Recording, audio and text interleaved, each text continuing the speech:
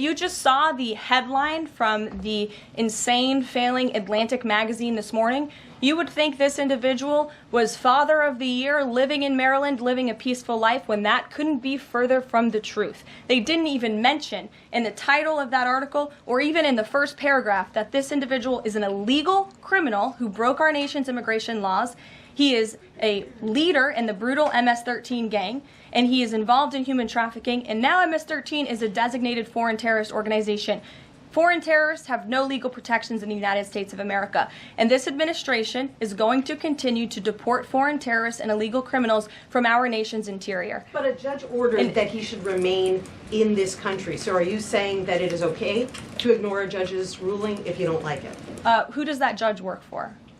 He's an immigration It was an judge. immigration judge who works for the Department of Justice at the direction of the Attorney General of the United States, whose name is Pam Bondi, who has committed to eradicating MS-13 from our nation's interior. And let me tell you why we've made this commitment. MS-13, may I remind each and every one of you, is a brutal and vicious gang.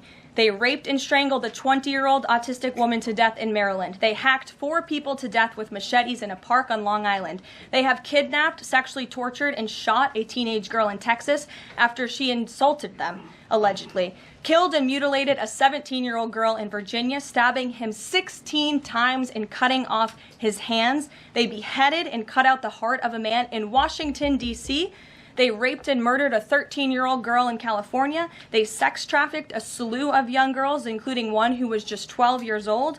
Raped an 11-year-old girl in Brooklyn while her brother was in the room. Sex trafficked a 13-year-old in Maryland and Virginia, miles away from this White House, even beating her 26 times on her backside with a baseball bat.